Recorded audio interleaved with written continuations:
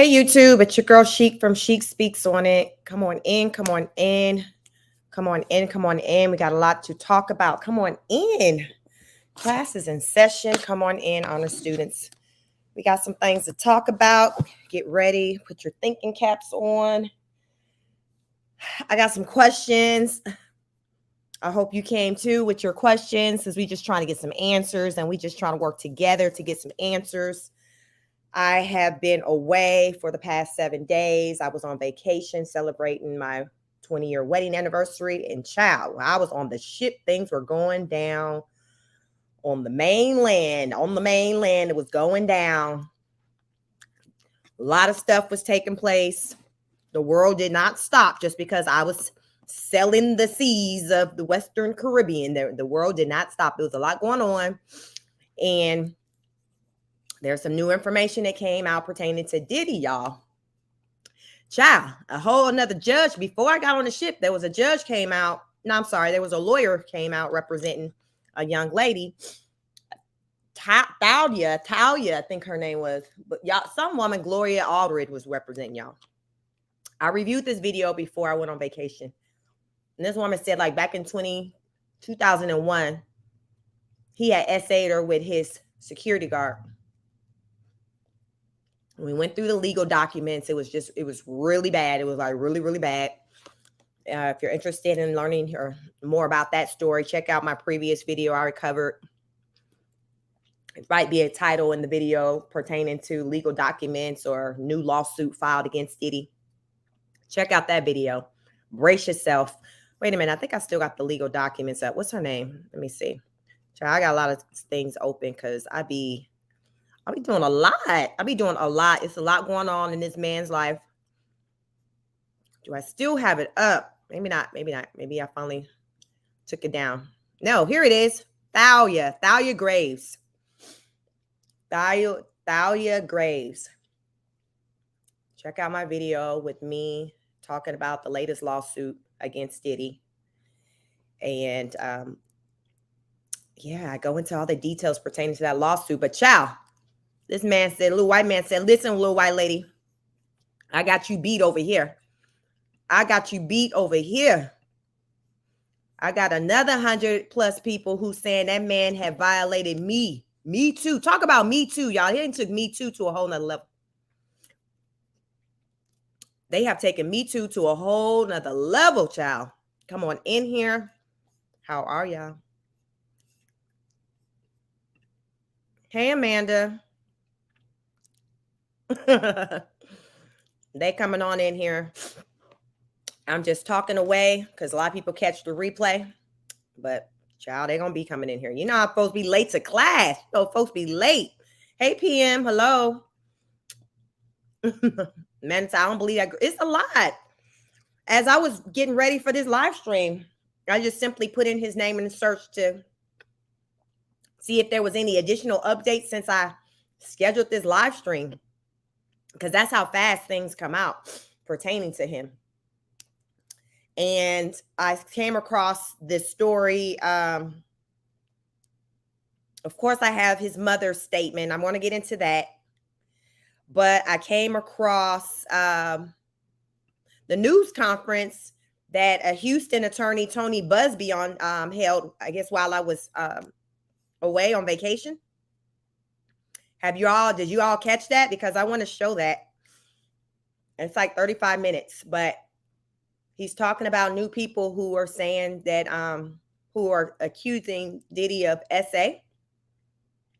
And a good number of them saying that they were minors when it happened. So I want to listen to him because I had listened to him because, remember, I've been away. So, you know, some of you all may not have heard what he had to say either. So I want to play the news conference for him speaking on behalf of the victims. And just even since he did that news conference, a lot of people have hit him up. They're like, listen, when I say me too, y'all, me too, this whole situation finna give me too a whole new meaning. If you thought that the Bill Cosby situation was bad, this right here, This right here, because I remember when Bill Cosby situation happened, I think the world was clutching their invisible pearls on that old man. Like, what the hell? Not America's daddy. You say he did what? Back when? And how old was he? Because ever since I can remember, Bill Cosby looked old as hell. I ain't never watched nothing where Bill Cosby looked like he was a a spring chicken. He always looked old as hell as me. So I'm like, damn, how old was he doing all this? How the hell he found the strength? How that old man found the strength to be doing the absolute most on this kind of level. Hey, Yolanda. So we're going to get into some things. Please come on in, like, share, and subscribe. Amanda said, but all the others I do. You saying what? You believe all the others? Amanda said, Diddy and his mom had an incestuous relationship beyond sick. Yes. So as I was researching things, I was typing in her name, and I just remember you all, they would kiss on the mouth and stuff. Just, something don't seem right with her. So the fact that she's coming out windmilling for him and saying, basically, leave my son alone, he innocent. Y'all, we're going to get into the statement. I don't know if y'all seen it, but if you haven't, that's all right. I got it. We're going to get into the mess because she had a lot to say. And she might as well should set the hell down. What they say, some people are like, well, what shit she had to say? It's not a damn thing, not a goddamn thing. Sometimes you just can't say shit. Y'all know sometimes moments, you just can't say shit. Sometimes you just can't say nothing. Like, you just got to sit down and be like, you know what? This shit effed up. You know what? I can't even say nothing. I'm just going to sit hell over here. Eat this goddamn popcorn licorice like what I'm doing right now. I just got to sit this one out. Son, I'm going to be over here keeping you lifted in prayer. The best I think she probably should have done was just maybe did a statement. Y'all, please keep my baby lifted in prayer. Like, because what else do you say? Like, what else do you say? What else? Well, she tried to find some other words. And I don't think it looked all that good for her. It wasn't favorable for her. But we're going to get into all of that. Come on in. We're going to get on into that shortly. As people come on in. PM says, yes, they have. It was said the worse than the Epstein case. Child. Amanda says, Sheik, what do you think of the Oprah as she is a runner?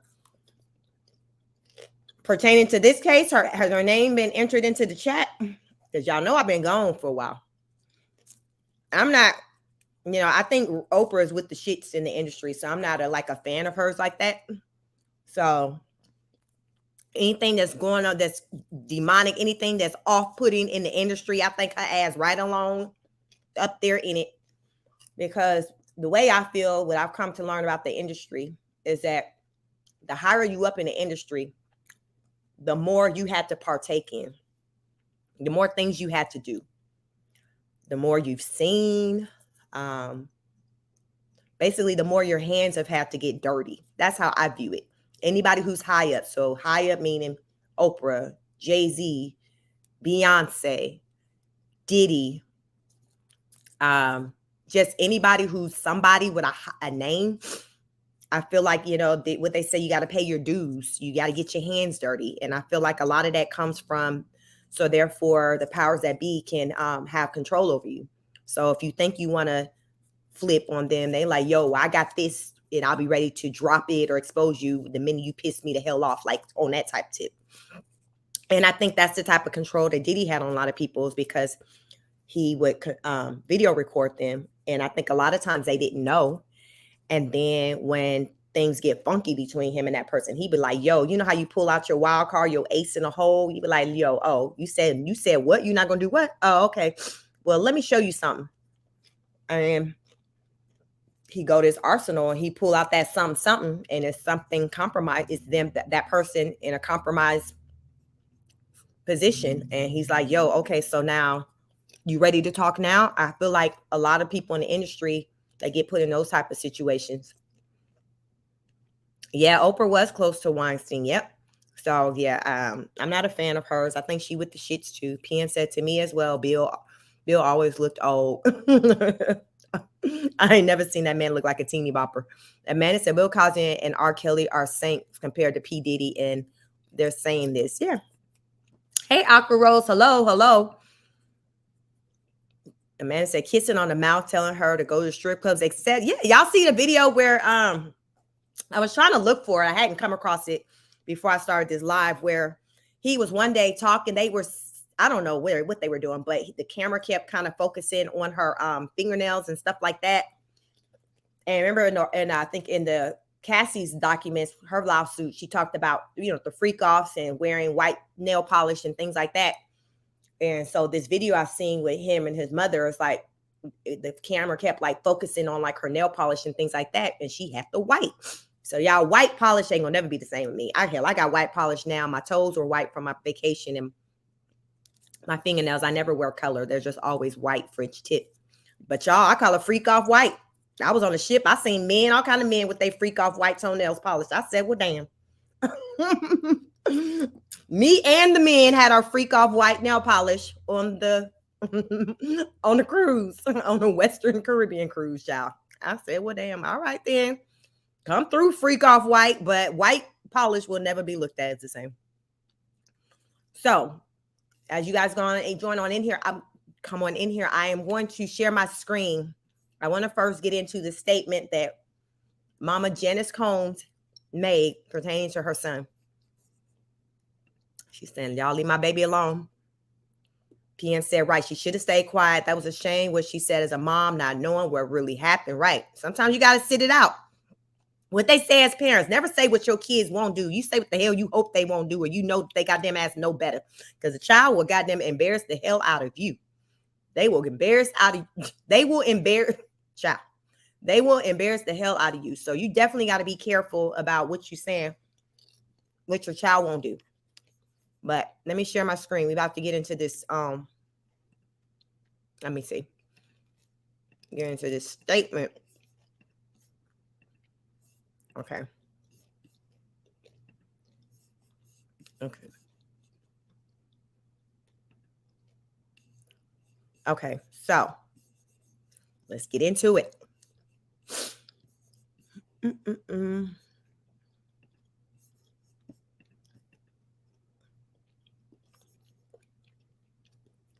So Diddy's mother, Janice Combs, released a statement regarding her son's legal troubles. Quote, my son is not the monster they have painted him to be. So if he ain't the monster, who the hell is he? Janice Combs, Mama Combs, Miss Combs, Janice, who is he? Who is this man? Harpo, who this man is? Who is this man?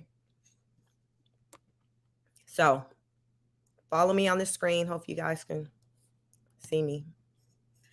Let me make this larger so I can read it. But let's get into it. Please like the video, like, share, subscribe. Okay, so it says Janice Combs, the mother of Sean Combs, through her undersigned counsel and on behalf of the Combs family, releases the following statement. I come to you today as a mother that is devastated and profoundly saddened by the allegations made against my son, Sean Combs. It is heartbreaking to see my son judged not for the truth, but for a narrative created out of lies. To bear witness what seems to be like a public lynching of my son before he has had the opportunity to prove his innocence is a pain too unbearable to put into words. Like every human being, my son deserves to have his day in court to finally share his side and to prove his innocence. I am not here to portray my son as perfect because he is not. He has made mistakes in the past, as we all have. My son may not have been entirely truthful about certain things, such as denying he has ever gotten violent with an ex-girlfriend when the hotel surveillance showed otherwise. Sometimes the truth and the lie become so closely intertwined that it becomes terrifying to admit one part of the story, especially when that truth is outside the norm or is too complicated to be delivered. This is why I believe my son's civil legal team opted to settle the ex-girlfriend's lawsuit instead of contesting it until the end, resulting in a ricochet effect as the federal government used this decision against my son by interpreting it as an admission of guilt. It is important to recognize that none of us, regardless of our status, are immune to fear or mistake. Not being entirely straightforward about one issue does not mean my son is guilty of the repulsive allegations and the grave charges leveled against him. Many individuals who were wrongfully convicted and later exonerated had their freedom taken from them, not because they were guilty of the crimes they were accused of, but because they didn't fit the image of what this society considers to be a good person. History has showed us how individuals can be wrongfully convicted due to their past actions or mistakes. Okay.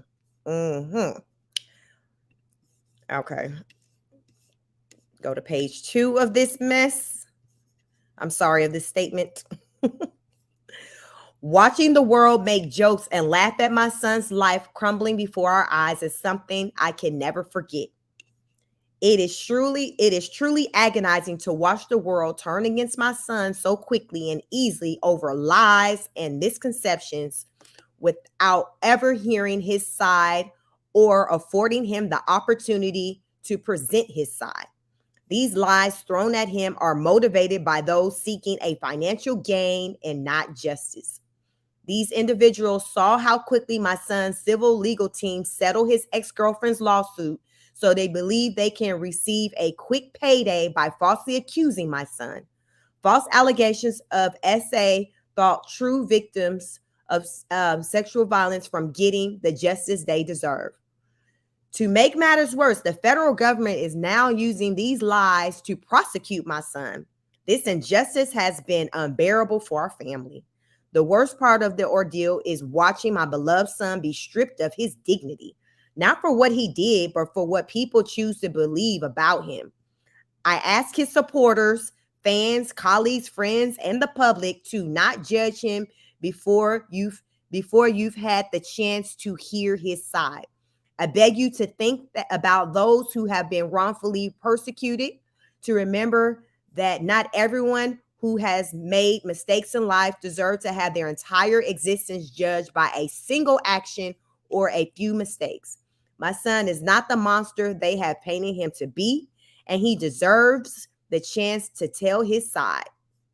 I can only pray that I am alive to see him speak his truth and be vindicated. Respectfully submitted on behalf of Janice Small Combs and the Combs family. Child.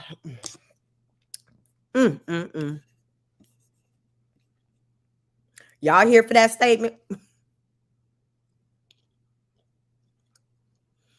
Y'all here for that statement?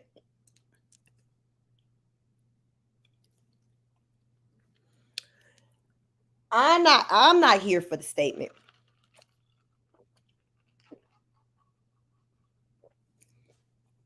I'm not here for this statement. I feel like this is a Hail Mary. She sees that it's not looking good for the kid. Her livelihood is online because, from what I hear, allegedly, she used to be a street worker. And I ain't never heard of no retirement plan and something like that, where you get some type of check, a retirement check on the back end for that. So her livelihood, just like pretty much probably most of his children, if not all of them, it's dependent on him. He's the breadwinner. Like, they need him out. He can't do nothing for them from in. And it's my understanding, like his assets, things like that stuff is frozen. So she like, shit, I got to eat. I got new wigs to buy. I got to get my nails done. She like, shit, I got feminine products to buy. I got shit to do. I need him out. She is feeling it. And from what I'm seeing, he ain't getting all that, superb treatment while he's locked up right now. Thank you, Virtuous Woman. She says, like, share, and subscribe. Hit the like button. Thank you. Thank you. Please like, share, and subscribe. PM says, that was a long statement, and I am sorry. She will be really sorry when the case is solved. I'm not here for that statement. I ain't here for that statement. But you know what I am here for is what the hell this new attorney, what's his name? We're going to get into Tony Busby. So y'all, we about to take a field trip over to YouTube. And we going to hear what the hell this white man got to say. This attorney out of Texas. This is attorney out of Texas. We finna see what the hell he got to say, because he got some stuff to say, y'all. Let me take me off the screen so y'all can see. But this man got some stuff to say, and we gonna be here to listen to what the hell he got to say. Because he's saying, listen, Talia from 2001 who said he the essay to listen. We got some other people that's lined up to tell their side of the damn story. So by the time all is said and done, Diddy gonna be in the damn negative. And I'm not mad at it. And I think that the reason why they're coming out now is because they feel safe enough to come out to tell their story. Common sense. Like, this was a powerful man, and people weren't trying to line up to tell their stories while he was out and free. They weren't trying to do that. They weren't trying to risk their lives and the lives of their family, their loved ones and things like that. So it makes sense why they stay quiet. But guess what? They ain't quiet no damn more. And Tony Busby finna tell y'all why. So let's get into it. Please come on in, like, share, and subscribe. Fair use. We're about to hear what this man got to say. He's a Houston attorney, Tony Busby. He did a press conference last week while I was on vacation. So, child, it's new to me, and it might be new to some of y'all, but we about to get into this here. What the hell this man got to say? Because with this sleek back that he got going on, this pink tie, he looked like he mean business. So let's get into it. They love. I mean, there's a reason for this word fans. They're fanatics. I've personally already been threatened multiple times on social media. And when I agreed to pursue this, I expected as much. This isn't my first rodeo. But victims who step forward to have their voices heard should not be subjected to that kind of conduct. They should not be targeted. I want to say this, and I want to be clear about it. Although we are vetting each call as stringently as we can, I always start with a mindset that I believe victims. I believe victims because I understand the tremendous courage it takes to step forward. So if you're watching this, please hear me. If you're out there and you have been victimized, you are not alone. There is a great strength in numbers. You can seek redress. You can obtain justice. We can help you, and we will help you. That being said, as stated, we are vetting every call that we receive. We have had to turn away some. For each, we ask for corroboration. For each, we ask for the identity of witnesses. We also have collected pictures, videos, texts. We check venues, we check dates. We want to corroborate that the claims being made have legitimacy and merit. We have on staff now a former detective from the Major Offenders Unit of Houston Police Department who is helping us vet each claim. We're using our common sense. We're being stringent because, as I said, these are not easy cases. They're very tough. The process is hard, and in some cases, the process is very lengthy. These cases are hard to prove. Many times, it's the victim's word against the alleged perpetrator. Each of these victims will no doubt be publicly attacked by the alleged perpetrators, and in some cases, the general public. The feckless and cowardly keyboard warriors love to attack. We know what we're up against. We did not enter this fray blindly. I wish it was my last such fray. I wish this type of hate behavior wasn't so pervasive, but it is what it is, so we will press on. As I said, our law firms have been retained by 120 individuals at this point to pursue cases in civil court against Sean Diddy Combs. You should know, in this group, it is evenly divided between males and females. There are 60 males and 60 females who have joined us to pursue these claims as plaintiffs. In this group, 62% identify as African American, 30% are white, and the remainder are Hispanic or Asian. The victims are from more than 25 states. The majority are from California, New York, Georgia, and Florida. I don't want to focus on the ages of these victims. When we talk about the ages of the victims when the conduct occurred, it's shocking. Our youngest victim at the time of the occurrence was 9 years old. We have an individual who was 14 years old. We have one who was 15. 25 of the 120 individuals who are plaintiffs in these cases were minors at the time of the acts complained of. The time frame of the acts complained of is very wide. The conduct at issue spans from the years 1991 all the way till this year, 2024. If you wonder why there are so many alleged victims, that's your answer. We're talking about more than 25 years of this type of conduct. Now, although most of the victims who have stepped forward were victimized after 2015, this has been going on for a very long time. Now, when you think about the fact that some of this conduct occurred 25 years ago, and you wonder why would it take somebody so long to step forward, I want to remind you that many states in the United States have recognized that it's very difficult for a victim to step forward and to make these types of allegations when something very terrible has happened to them. I'll use New York, the state of New York, as an example. The state of New York has specific statutes in place that revive claims that are even claims that would typically be not able to be brought, that it revives such claims, and they can be brought even 25 to 30 years later.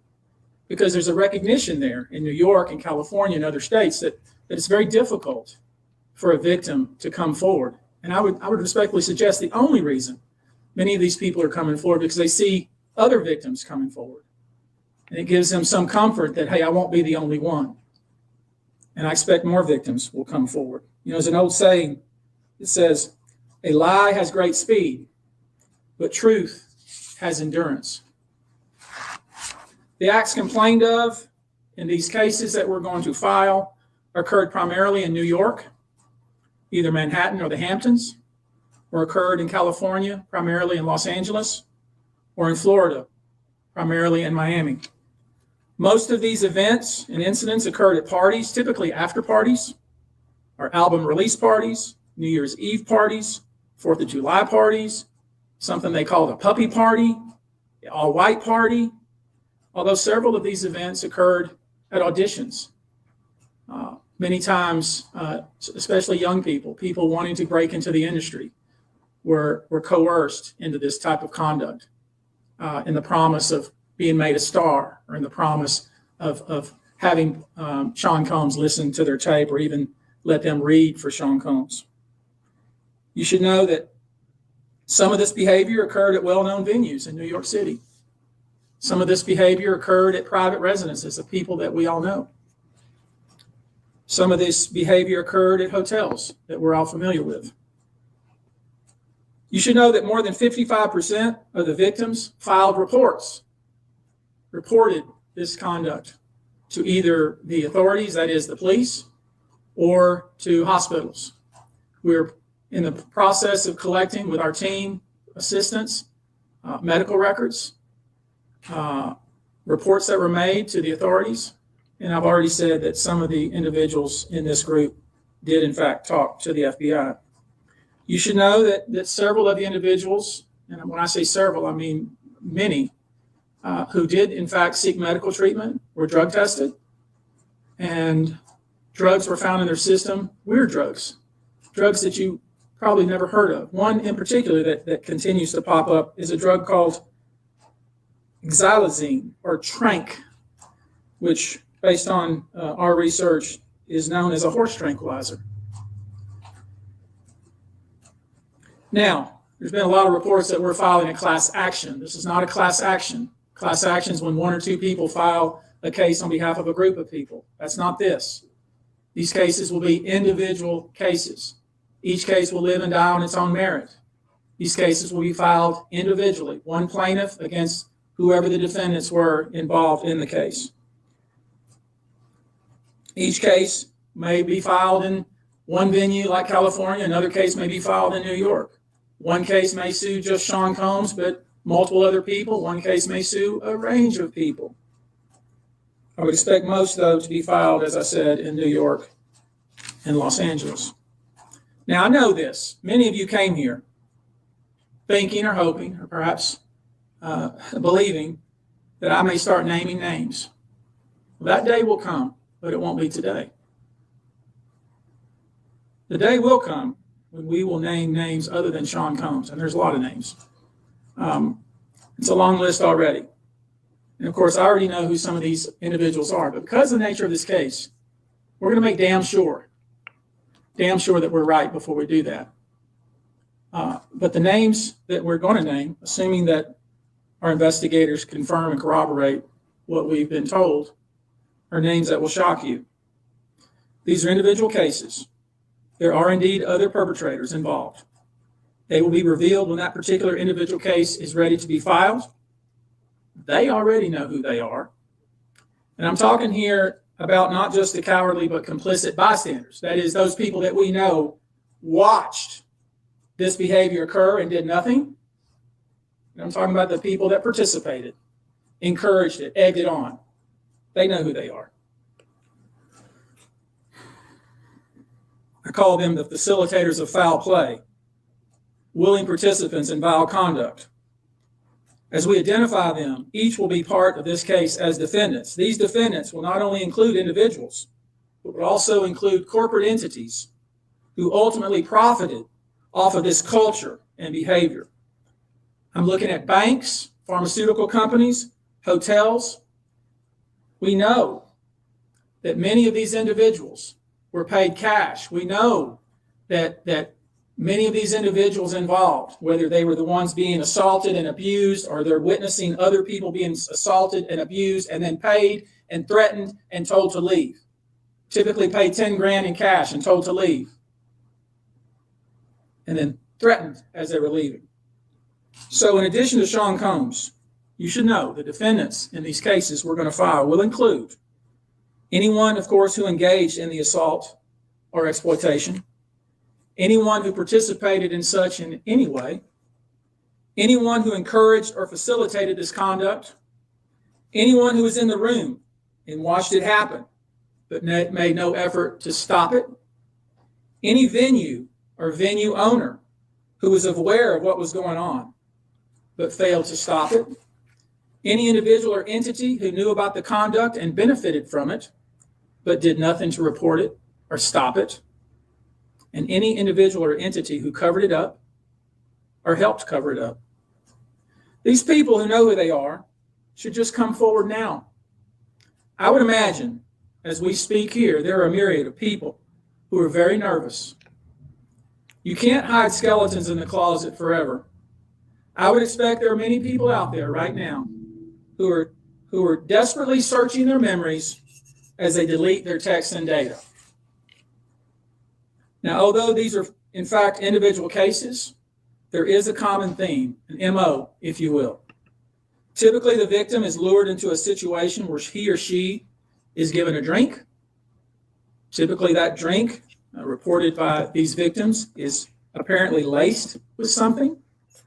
Once that drink takes effect, the perpetrators perform all kinds of sexual acts on the victims, many times passing him or her around, as other people watch and enjoy the show, and then leave the victim ashamed, confused, injured, and wondering what happened. When the victim reaches out, he or she is told not to say anything. Sometimes there are threats of physical violence or financial repercussions or bodily harm. The claims we intend to bring will include the following: violent sexual assault or rape, sexual abuse, facilitated sex with a controlled substance, false imprisonment, compelling prostitution, sexual misconduct, dissemination of video recordings, false imprisonment, sexual abuse of minors. Given the large volume of cases and given our other docket obligations, and given the fact that we want to be sure when we file these cases that they are fully vetted, I expect we'll start filing these cases against Sean Combs and other perpetrators within the next 30 days.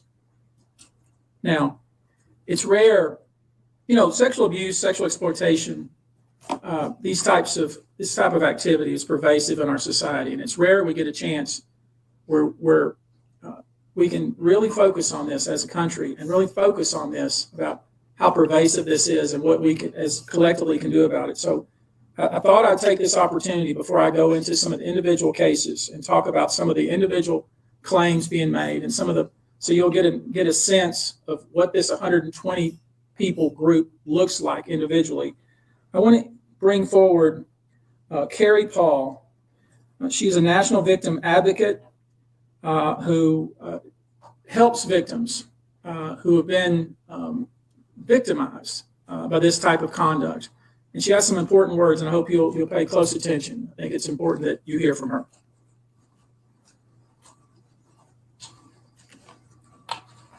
Hello, I'm Carrie Paul, the National Victim Advocate. It's not easy for any survivor to come forward. Our culture doesn't believe survivors. It blames and questions them. Instead of showing support, many choose to enable abusers. The media runs stories asking why it took so long for survivors to come forward instead of asking what barriers exist. We also don't equip law enforcement with the ability to handle sexual assault crimes. Lack of funding translates to lack of training. We have officers in the field that don't know what to say to a rape victim, and also an alarming amount of backlog untested rape kits. Prosecutors are focused on what they can prove in a case, and if so, how to do that at time of trial. Advocates and staff are stretched thin with growing caseloads in the criminal justice system. Most people don't know how the criminal justice works in general. There isn't enough staff or resources to adequately explain the entire process to every victim and survivor.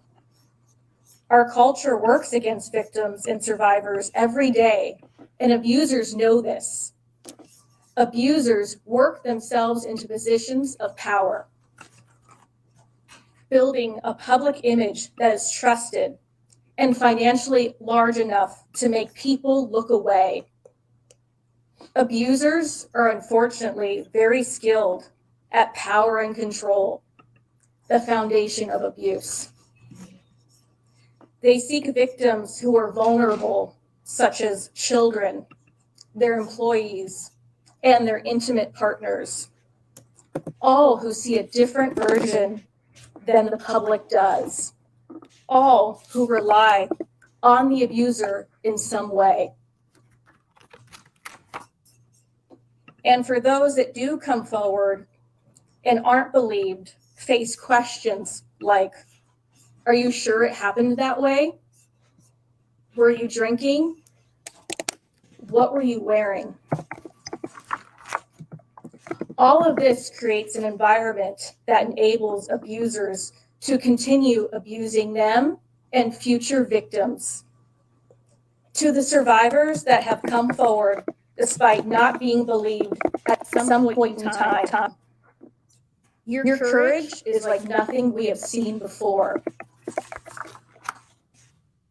We thank you for coming forward for yourself and all survivors.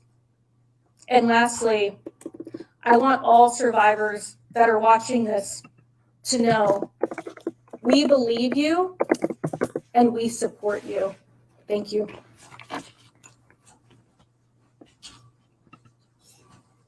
I want you now to hear from my co-counsel, Andrew Van Arsdale.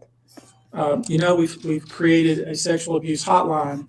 I want him to visit with us just a few moments about how that works and the kind of volume of calls we've received. Thank you, Tony. Like Tony said, my name is Andrew Van Arsdale. I'm the managing partner of ABA Law Group. We have offices in California, Montana, and North Carolina. To build off of what you just so well said, it's very hard to come forward. And given what we've experienced the past 10 days is really unprecedented in my career, at least. We represent thousands of survivors of abuse. And never, ever in a 10-day period have we seen over 3,000 people come forward, or we've confirmed and decided to investigate and represent 120 people, while we're continuing to work through another 100+ cases to prove them up, to validate what has happened here, and to hold those that are responsible accountable. And so, like Tony said, we've set this up. 1-800-200-7474. I have a team of people standing by, literally. If you know that this happened to someone and you have information about it, please contact us. If this happened to you, come forward. There's attorney-client privilege here. What you tell us is in confidence. Yes, we'll have to go out and build your case, but we will protect you. And the other thing that I want to say is, the pattern and practice of this, again, is unprecedented. Over 30+ years of the same sort of events happening, people thrust into the circle reportedly, and horrible things happening to them as a result. And from talking to these people that have come forward these past 10 days, I can tell you unequivocally that because the federal government did what it needed to do and indicted this man, that they put him in jail and a judge kept him in jail, they tell me directly, this validates my feelings. For so long, I thought it was my fault. What is it about me that put myself in that scenario? What was I wearing at the time? What did I do to be subjected to such horrific treatment at these people that I was trying to trust? Well, we know now it was not your fault. You were victimized by a group of powerful people that operated for 30+ years, taking advantage of their wealth and the power that they held within the music industry. So again, thank you to every single person that has come forward and contacted our office over the past 10 days. If you or someone you know suffered the same sort of treatment, please contact us at the number behind me, and we will help you. Thank you. I think it speaks to how important this issue is in the United States and frankly internationally, that we have reputable people here that want to provide kind of information that I think victims need to hear, witnesses need to hear, the public needs to hear. Let me introduce to you now Olivia Rivers from the Texas Association Against Sexual Assault, and let her visit with you a few moments about these types of cases. Thank you. Good afternoon, everyone. My name is Q Olivia Rivers. I am just served my 6th year as the board chair for the Texas Association Against Sexual Assault. I'm also the CEO for the Bridge Over Troubled Waters, which is a local rape crisis center here in the Houston area. So thank you for being here as we address these heinous crimes. Sexual assault is not just a crime of violence against the body. It's an assault on the very essence of human dignity and safety. It shatters lives, it destroys confidence, and all too often, it leaves survivors feeling like they are voiceless, isolated, and vulnerable. The reality for many survivors is that coming forward to report their assault is one of the most difficult and daunting tasks that they will ever have to do. And for some, it may take days, months, or even years to speak up, if they ever do. The reasons for this have been mentioned, but include the fear of being disbelieved, being blamed or judged, and of course, retaliation. The trauma of the assault itself being compounded by the trauma of the criminal justice process, where survivors must relive their experience in order to seek justice. And these feelings and fears are further exacerbated when the allegations are against prominent figures in the entertainment industry or Hollywood. Cases involving powerful figures often attract significant media attention, which can deter victims from coming forward due to fear of public exposure or scrutiny. The intense focus on these high-profile cases can make survivors feel that their personal lives are being put under a microscope, causing further emotional distress. These allegations mentioned here today, as reported, reflect deeply troubling claims that deserve thorough investigation, and no individual, regardless of their stature, is above the law or public accountability. Sadly, the statistics paint a very disturbing picture. According to the National Sexual Violence Resource Center, 1 in 3 women and 1 in 6 men will experience some form of sexual violence in their lifetime. In the US alone, there are approximately 463,000 victims of rape or sexual assault every year, and these numbers barely scratch the surface, as sexual violence remains one of the most underreported crimes. But the numbers that follow tell an even more troubling story. Only about 23% of sexual assaults are reported to law enforcement. Of those, just 5% lead to an arrest, and even fewer, less than 1% of reported cases, ever result in a conviction, which is a devastating gap between the crime and the justice that survivors deserve. I want to briefly focus on our state here in Texas. According to the Texas Association Against Sexual Assault, 6.3 million Texans, men and women, will experience some form of violence. That's every 2 minutes someone is sexually assaulted, meaning during the course of this press conference, around 60 individuals will forever be changed by this violence. And those are just a few of the victims. Obviously, this is unacceptable. We cannot allow this cycle of silence and inaction to continue. We have to create an environment where survivors feel empowered to come forward, where they are met with empathy and respect and support, not skepticism and blame. We have to ensure that our legal system is equipped to handle these cases with the seriousness they deserve, and that survivors have access to the resources that they need beyond the legal courtroom. We have to address the root causes of this epidemic: prevention, awareness, and fostering environments where respect, consent, and safety are non-negotiable values. Additionally, support for survivors has to be holistic. They have to have access to counseling, medical services, legal advocacy, and of course, community support, regardless of whether they choose to report or not. To every survivor who has come forward, your bravery is an inspiration. To those who are still grappling with their decision, know that you are not alone and that your voice matters. Your story matters. We see you, we believe you, and we are committed to fighting for a future where sexual violence is no longer tolerated and where justice is not the exception, but the standard. Thank you. I want to visit with you real quickly before we close here about some specific instances without disclosing the victim's name. You probably know that depending on the age of the victim, you can file these cases, these individual cases, under Jane Doe or John Doe. Each state is different in that respect.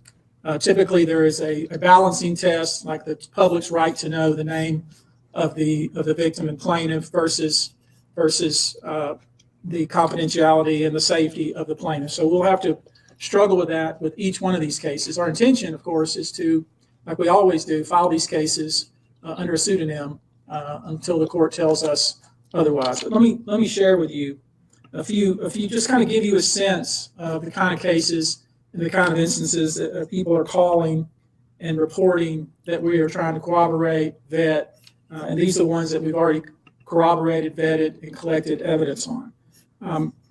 One individual who was 22 years at the time she was assaulted said that the typical MO at one of these parties that have been widely discussed in the press was that when you were handed a drink, and now we know that the drink is laced with something, if you refused to drink it, you were kicked out of the party. Now let that sink in for a minute. I mean, the admission to this party was that you had to drink the chosen drink that was handed to you. And now we know that in most cases, I would say 90% of the cases, these individuals were drugged with some sort of drug. That was kind of the MO. Another instance, this individual who was 9 years old at the time was taken to an audition in New York City with Bad Boy Records. Other boys were there to audition as well. All of them were trying to land a record deal. All of them were minors. This individual was sexually abused, allegedly by Sean Combs, and several other people at the studio in the promise to both his parents and to him himself of getting a record deal.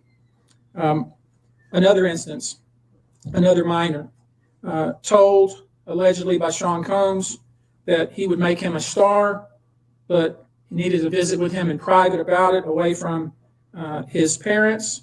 Once they were in a private area, allegedly Mr. Combs made the victim perform oral sex upon him. Another incident, an individual 15 years old at the time, flown to New York City to attend a party, was drugged, and then taken into a private room, allegedly in the presence of Mr. Combs, where this female individual, minor, was raped, and then other individuals took turns raping her.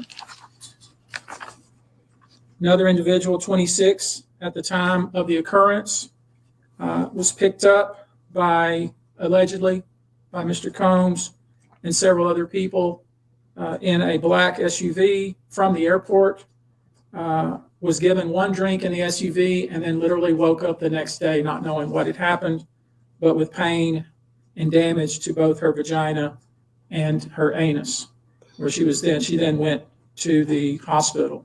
She was missing her underwear and her shoes. Another instance, an individual, this time not a minor, attended a group dinner, allegedly with Sean Combs in Miami. She wasn't drinking because she was pregnant, but whatever she drank at the table, apparently, at least according to her, was laced with something.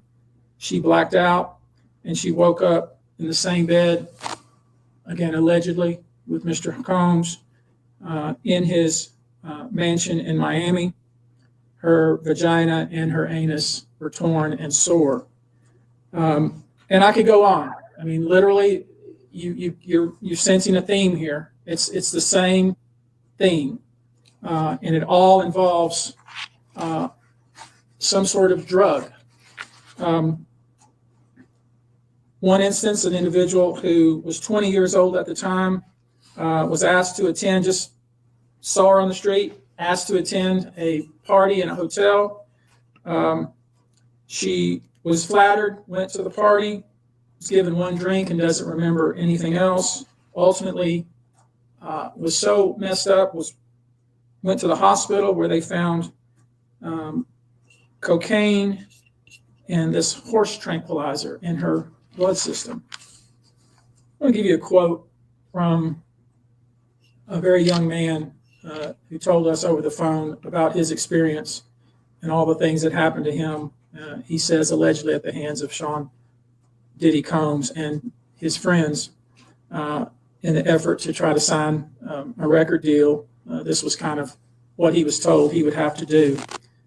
His quote is, "Had he not been in power, I feel like I could have been something great. I quit the industry because of what Sean Combs did to me." And that's really what it comes down to. We are pursuing this, asking you to support this effort, to encourage witnesses and victims to come forward and bring your evidence so we can continue to break down this wall of silence and we can continue to have these stories heard. This is the beginning of what I hope to be a national dialogue.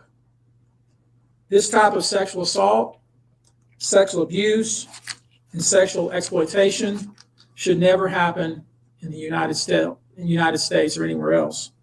This should have never been allowed to go on for so long. This conduct has created a mass of individuals who are injured, scared, and scarred. If you are one of those individuals, we ask you to reach out. If not to us, to someone you trust. If you're someone who witnessed any of these events, we ask you to reach out. Your name can remain confidential. With that, I'll take a few questions, not many, maybe two, but if you have a question, I'll be pleased to try to answer it. Perfect. How many minors are making accusations in total? Are the feds aware of the allegations of minor kids? I don't know what the feds are aware of, okay, but I do know it's 25 out of this 120. Tony, But I will say this to that point.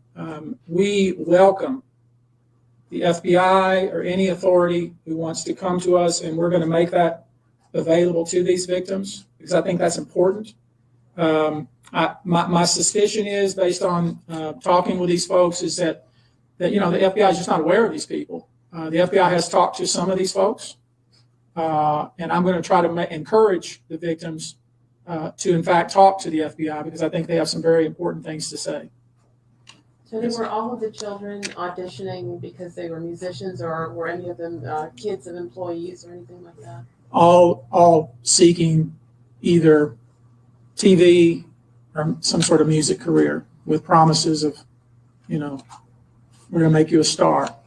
Instead, basically did things to them such that they don't want to have anything to do with the entertainment industry ever again. All right, guys. Thank you very much for your attention. We're going to go now. Thank you. Do you anticipate any Houston cases? Any filed here? There's a few plaintiffs here, but I don't anticipate filing them. Probably in New York City.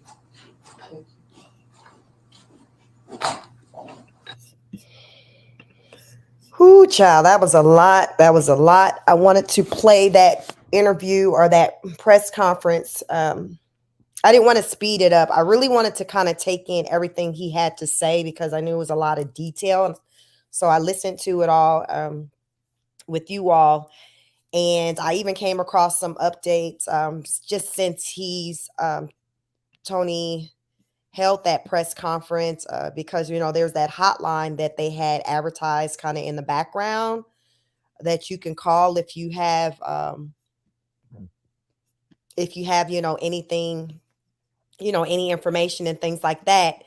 So since that press conference, so let me share my screen, but let me see it. And I'm gonna get into some of the comments too that you all had. But yeah, thank you for just staying with me on that because I really, just felt it was important that we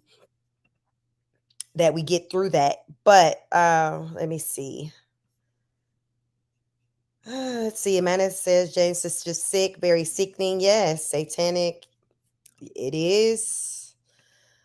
Tanae said, how can you cause someone to become unconscious and then have sex with their unconscious body? It's too much. Yeah. And to think like can you imagine like just waking up and your body just hurting you? Like, what the hell happened? You ain't got no, see, y'all, that's why I don't like to drink because I'm one of those minimum, limit myself to at most of the time if I'm out, I'm just having one. If I'm out with my husband, then that's when I may, have two, but I'm rarely drinking more than one drink because I like to always kind of be aware and I just like to be alert. So y'all, when they said that, yeah, he said if you didn't drink, you'd have to leave. I guess my goddamn ass would have got kicked the hell out because they would have been pissed off at my goddamn ass because I'm like, no, I don't want that. So if they would have been like, well, you gotta leave, motherfucker, I'm about to get the hell on in. Where the damn door at? Where the door at?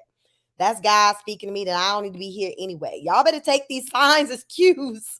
That's your sign. That is your sign that this ain't where I'm supposed to be. If you saying that if I don't drink this, that I got to leave, yeah, I'm all about the signs. Y'all better get into them signs. Amanda said, Mr. Busby, the pregnant lady made his blood boil too, as well as mine. Wow. Tanae says, yeah, you wake up and your holes are torn. That is traumatized. Like, that's just crazy. Like, I just can't even just imagine, and especially think about your damn behind, like that hole for ladies where you ain't even used to use, you don't use that hole. And then stuff going in that hole, it's just a lot. But let's just get into this update since that press conference. So I want to listen to that press conference first. But this is an update that I had come across pertaining to that press conference. So it says, this is since the press conference. Now, the press conference was like 6 days ago. So this is from E! News. Sean Diddy Combs hotline gets 12,000 calls in 24 hours. Accuser's lawyer says. So this article, this is dated. This is today's date. As of today, this article. So last week, that press conference took place. So since then, it's been 12,000 calls in 24 hours. So, article goes on to say, after saying he will represent 120 new accusers with allegations against Sean Diddy Combs, attorney Tony Busby gave more details regarding the gathering information for yet to be filed court cases. A lawyer representing accusers of Sean Diddy Combs has shared another detail about his investigation. Tony Busby, the attorney representing 120 people accusing the rapper, who is currently in a New York jail after being arrested last month for charges on sex trafficking, racketeering, and prostitution of SA, and has spoken out. Quote, I think the indictment and the arrest kind of gave people a little more comfort that they had more safety and support to step forward. Busby explained in an interview with Law and Crime released October 2nd. Quote, when I made an announcement that I was going to pursue this case, the floodgates really opened. In a 10-day period, we got 3,200 calls. And then from the press conference we had yesterday, we had 12,000 calls in 24 hours. Y'all, that's crazy. At an October 1st press conference per NBC News, Busby said that his clients, one of whom the attorney said was just 9 years old at the time of the incident, had come forward with allegations against Combs, including violence, assault, or rape, facilitated with sex with a controlled substance, dissemination of video recordings, and essay abuse of minors. The lawyer who said he had collected evidence, including photos, texts, and videos that would expose many powerful people. Y'all, think about, who are these, some of these powerful people do you all think that can get exposed from this?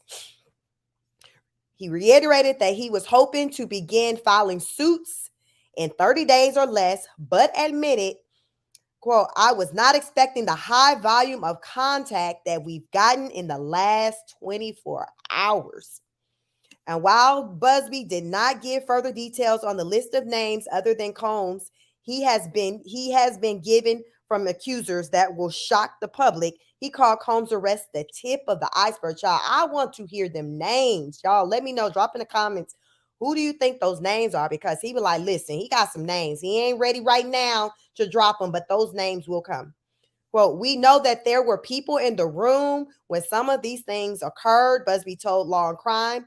It is my view that if you participated in it, if you benefited from it, if you encouraged it, if you watched it go on and were somehow involved, whether it be even preferably involved, and did not try to stop it, especially in regards to minors, then it is my view that you have liability on this civil side. And I agree to that. At the press conference early this month, Busby detailed that 25 of the 120 aforementioned accusers were minors at the time of their incidents, which took place in numerous states. Quote, we will expose the enablers who enabled his conduct behind closed doors. Mama Combs, are you an enabler? You sounded like an enabler, according to that little statement you made. You sounded like an enabler. He said at the press conference that per NBC, we will pursue the matter no matter who the evidence implicates. That's what I'm talking about. The accusations Busby have come forward with are a part of a growing list of allegations against the 54-year-old as he remains in custody awaiting on October 9th status hearing. So he got a court date coming up in a couple of days. Combs has pled not guilty and maintains his innocence on all charges and accusations.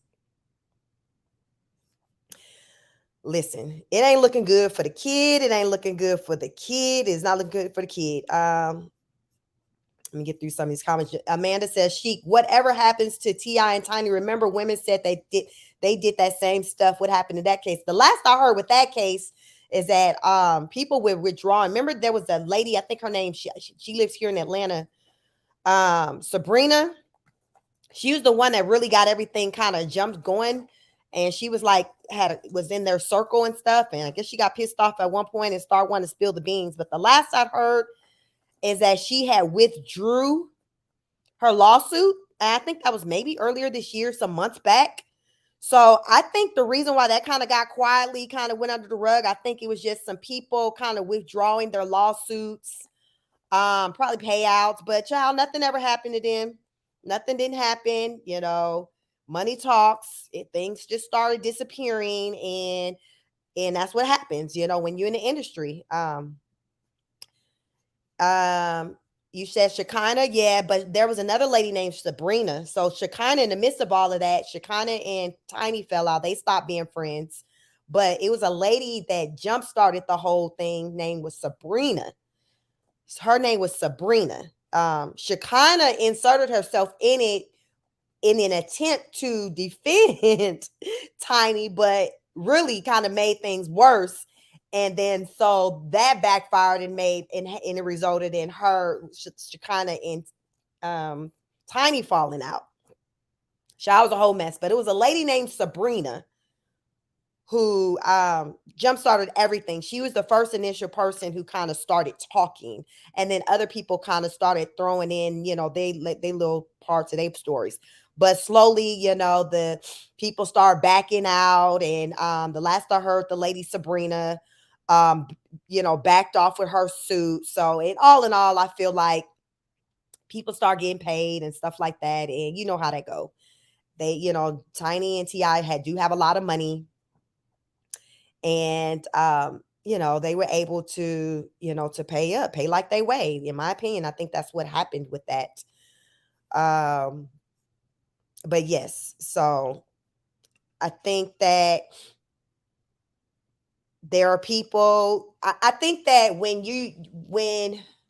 the power, the people at the top still view you as maybe somebody who they can benefit from as far as make money off of, they'll do whatever they can to try to protect you and kind of get you out of some stuff. But when they're done with you, like I feel like with Diddy, they were like done with him. When they're done with you, then you on your own. So right now, Diddy out here pissing the wind on his own.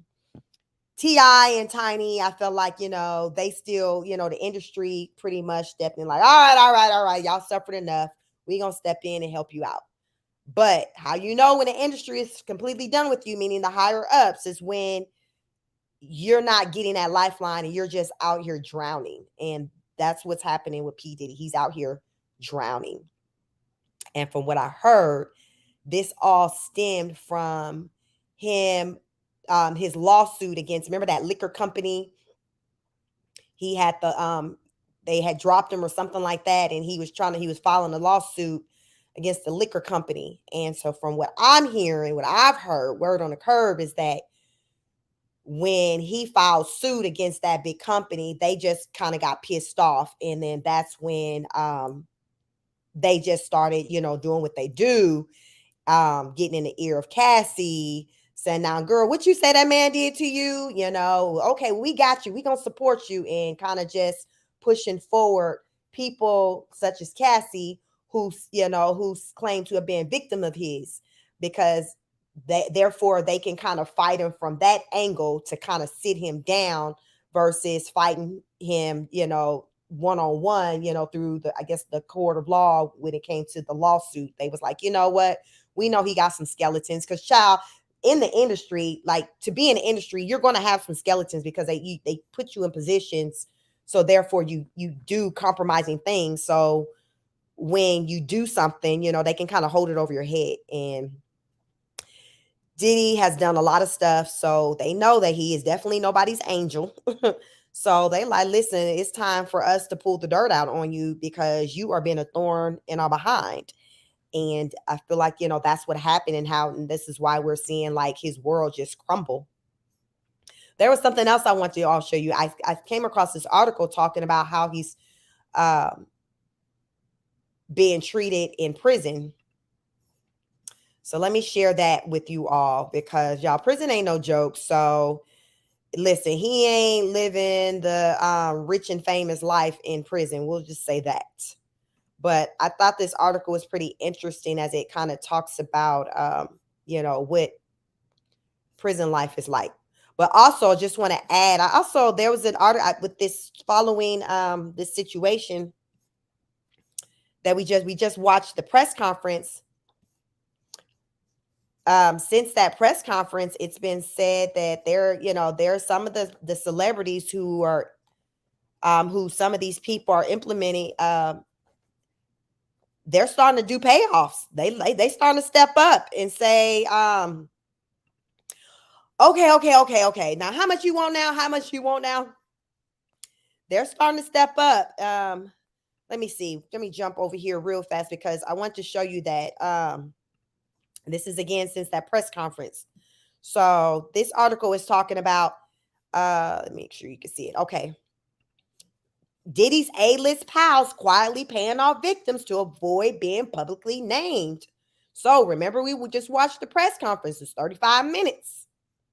It's 35 minutes. This article said some big name celebrities are quietly paying off victims to avoid being publicly named in lawsuits related to Diddy's SA case, according to a lawyer. Attorney Busby, who is representing more than 120 people of the Diddy case, alleged victims told TMZ that huge stars are about to be sued by his firm, and he's giving them a chance to settle up before the claim hits public court. So keep in mind, as down the line, remember he giving them 30 days, names and things that we may hear. These are the people who didn't step forward, I guess, to pay up. So just keep in mind that there are names that we may not hear only because they stepped forward and paid up. Because this attorney is like, listen, you coming through with the check, then we can talk. We can talk. So based off of how that works out, we could not hear any names because it sounds like it would behoove any of those people who any of these alleged victims have named. It would behoove any of those people to step forward and to try to right their wrongs, because otherwise their names are going to be released. So the question is, will all these celebrities whose names are being released, because I imagine the way it's going down, these people are stepping forward and like, yo, Mr. Attorney, Mr. Busby, so-and-so name, he was a part of this too. So Mr. Busby then reaches out to that person. Hey, we have a person who have come to us and who is saying that you did this, and that. Would you like to settle this, or are you ready to take this? Listen, do you want to take to the streets? Do you want to take to the streets? You ready to put your Vaseline on, wrap your hair up, and take this to the streets? What you want to do? What you want to do? And it's coming down to, if they're saying, you know what? I don't feel like fighting today. Okay, how much you want? Let me write this check out. Or if they be like, oh, F that, no, we take this to the streets. We can square up, and that's when it come out. But if you're a big name, to me, it's not going to be a good look if your name gets released out there like that. So that's that part, that list. I want to know that list, regardless of folks get to settling or not, who name was on that list. Because this attorney, it seems like he's only going to be dropping the names for the ones who are not trying to pay their way. Then your name getting dropped. Your name is getting dropped. And when he said, I'm giving y'all got the mess 30 days. So I don't know if that's October. So if he giving them 30 days, October 30 days, y'all think he gonna give them the full month of October? Because that's technically 31 days. Or do y'all think on the 31st, he gonna be like, bam, and he finna just drop. He finna release them damn names. Trick or treat, MFers. Trick or treat. I damn tell you. Child. Amanda says, Chic, every time I hear Mr. Busby, I think of Toy Story. Child, with that slick back too. That's slick back right there, girl. That's slick back. Mr. Busby, like, listen, don't play with it. He just said, y'all, what y'all think that check, what y'all think them W-2s finna look like? Or that 1099. See, y'all got his own business. When that tax time come with all this money he about to make. This situation about to damn put him in goddamn retirement. With all this, he said over 12,000 calls, y'all. He already had over 120 people who have come forward and be like, listen, sir, listen. I want to tell my story too. I want to tell my story too. And he said 60 men, 60 women. And since then, there have been more people. I got to thinking about how much money this man finna damn make off. Just listen. That whole Diddy family finna be on the goddamn supply. I hope everybody got their little skills, that they done learned a thing or two about how to make $1 from their daddy, hopefully in a legal way, because These kids, mama too, she finna be out here buying her own goddamn wigs. I hope she been taking care of them, putting them on the damn wig mannequins, brushing them when she need to, goddamn washing them, putting some conditioner on them bitches and letting them air dry because she gonna be needing to reuse them goddamn wigs. It ain't gonna be no more money to be rotating them damn wigs out like that every 3 days trying to get you a new one. No, Mama Combs, you're gonna need to goddamn recycle some shit. You're gonna need to keep them. Them wigs gonna have to get you through. Them wigs got to get you through. It ain't no more money for no wigs. There is no more money. If you're trying to get more wigs, you're going to fucking have to go and check out Temu website. Check out Temu. Check out Amazon. But them little custom wigs that you've been getting, them the $3,000, $5,000, $10,000 goddamn bleach blonde wigs with the bangs, the China bangs, it ain't no more of that. That's all gone. That's what made her goddamn ass get that statement together, y'all. Because she's like, oh, hell no. Oh, hell no. You said I can't do what now? I can't go get my facials. I can't go get my freak off white polished. Listen, mama starts spazzing. She was like, oh, F that. We got to get him home. Because this shit is now impacting her livelihood. Things ain't, she can't do the things that she was accustomed to doing anymore. And that's when a lot of times people start really taking it serious when it starts personally impacting them. This is personally impacting this woman. At the end of the day, everybody gonna need them a goddamn trade. Them twins gonna need them a trade. Them sons gonna need them a trade. I personally think the one that's gonna be the most better off is Baby Love, because she a baby. She ain't gonna have no memory of his damn ass. She not gonna have no memory. She's gonna have pictures. And her mama is of the persuasion population, so she gonna be just fine. I think of all of them, she's gonna be able to pass off with whatever the hell her mama gonna want her to pass as. Her mama can give her last name. Like, I think the Baby Love is gonna be the one that's gonna have the better quality life, because she's gonna be the one that's gonna be able to go through life underneath the radar with not having to be associated with him, because she's a baby, y'all. The way she looks now, she gonna have a whole different face, as she grows. So she gonna look, we see her as a baby. So everybody else, listen, they got grown people faces. All them other kids got grown people faces, grown women faces, grown men faces. We already know who they are. So life is going to be real different. Life's going to be real different for anybody with the last name Combs in that family. Amanda said, I like the lady in the purple dress who spoke. She meant business. That, like, these women in this case mean business. They the one got his ass behind bars. Remember, they formed a little specialty ops team that was full of damn women that said, F that, F that, F that. While he talking about take that, they like, F that, F that, F that. Then women like, oh, we got time today because we getting your ass up out of here. Amanda says she gonna need more than a wig. Listen, right now she's spazzing on them goddamn wigs. But you're right, she gonna need more than a wig. But right now she's spazzing over them damn wigs. I know a wig queen when I see one. You can tell she don't play about them goddamn wigs. She not play about them wigs. So she is feeling it. So they are seeing tough times in that family. And it is his time. It's his time to be dealt with. But let's jump over to, prison life. Let's see what the hell going on in prison life, because I don't know about that kind of life, and I want to keep it that way. But let's see what the hell they saying what prison life is like for the diddler. Let's see what the hell they saying, because it ain't like how it is where we at. We'll say that. We will say that. So this is the Daily Mail exclusive. Sean Diddy Combs' special privileges in prison revealed by former inmates. So this is a former inmate. Like, listen, F what you heard. I know what the real deal is like up in here. I know what it's like. So this article was published on October 6th. That was yesterday. So let's see what the hell they talking about. Sean Diddy Combs is currently behind bars at a Metropolitan Detention Center in Brooklyn, New York, after he was indicted for sex trafficking, racketeering, and transportation to engage in prostitution earlier this month. Combs, 54, who was denied bail by a judge and pleaded not guilty to all charges, was arrested on September 16th and is now awaiting trial. The American hip hop mogul is known for his lavish lifestyle, but what is life really like for one of the world's biggest stars in prison? Former Married at First Sight star Timothy Smith, who previously served time in the U.S. federal prison, says Diddy's current jail conditions are grim.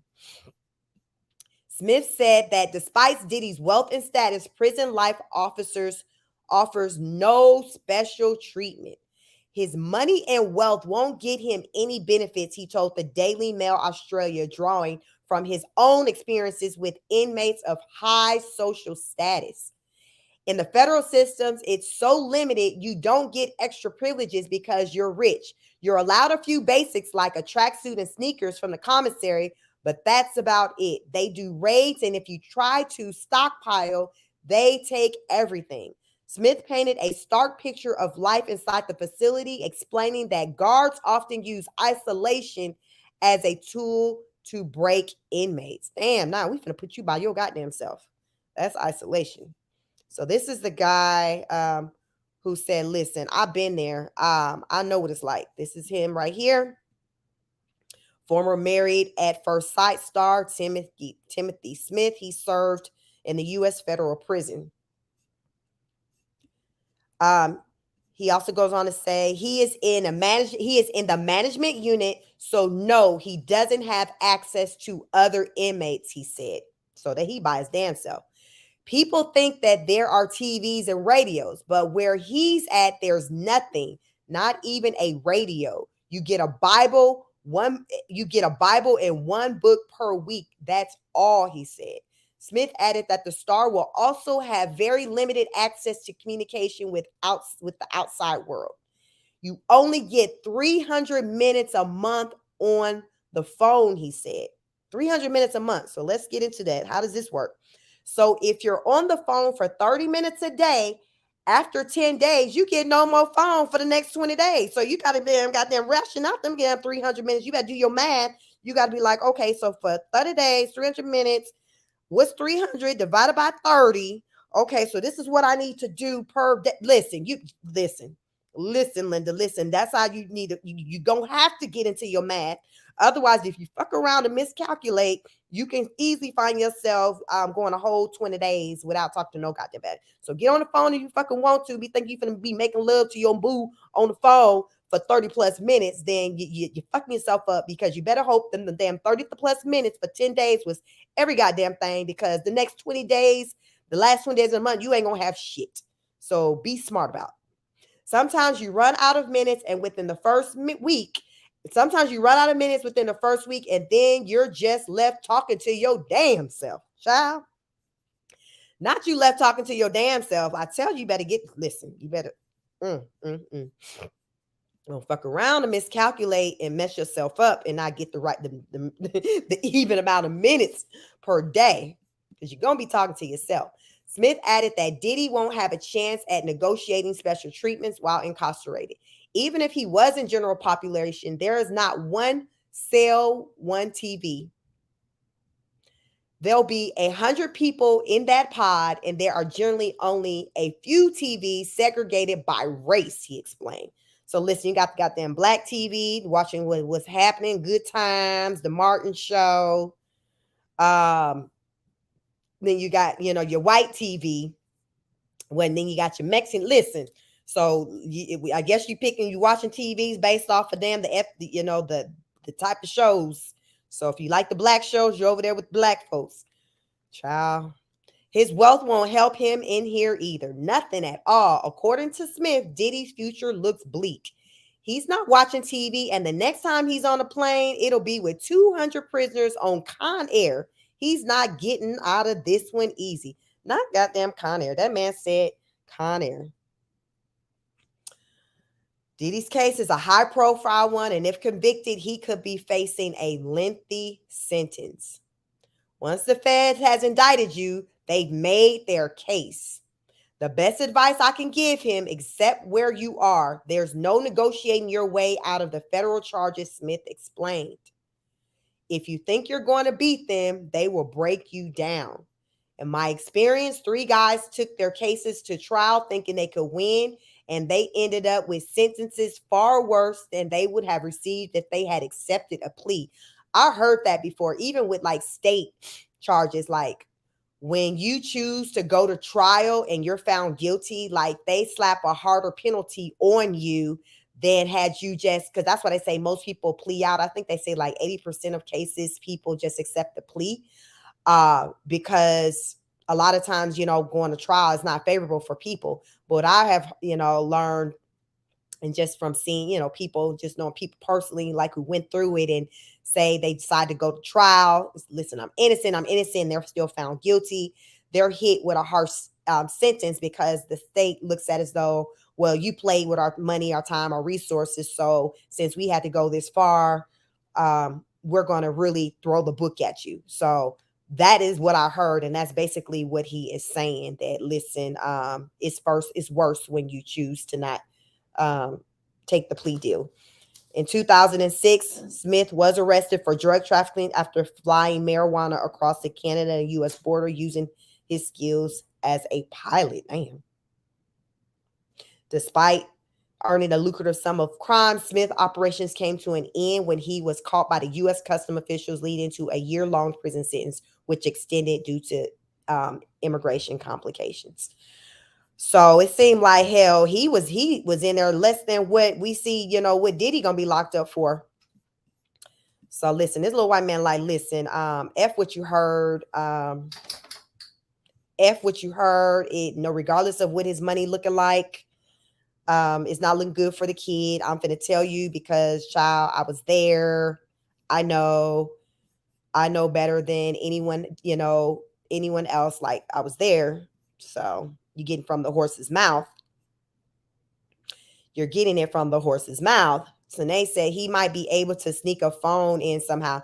Yeah, it seemed like everybody be having phones up in there. So we'll see. Addison says Con Air was a good movie. It really was. That man said the next time his ass gonna be on the plane, it's gonna be on with 20 other inmates on Con Air. Listen. Yeah, it's not looking good for the kid, but to me, it's been a long time coming, so I'm here for it. I honestly think that most of the world are here for it. Diddy's mama is like, why is it radio silence? Why isn't no one speaking up for my son? Where are his friends and all of that? And I think everyone, people are just concerned about just getting caught up in anything pertaining to him because they know that they participated in some of the shenanigans that he participated in. So I really hope that sooner than later, that these names, right now it's been all these speculations on who was where, who he hung out with. I'm ready to see the list. That's what I'm ready to see. I'm ready to hear about the video evidence that has been viewed by the authorities. Like, I'm ready for all of that because I don't think he should be the only one going down. I think everyone, just as Attorney Busby said, like, if you were just in the room, you're an accomplice. Like, if you were aware, like, any of that, like, you're just as guilty. You're responsible as well because you didn't report. You didn't try to stop it. So damn, all these people trying to do payoffs in the background. I hope all their names still get dropped, and so therefore they can get canceled, even if they don't go to jail. I want the names. Like, it's time. It's been a long time coming.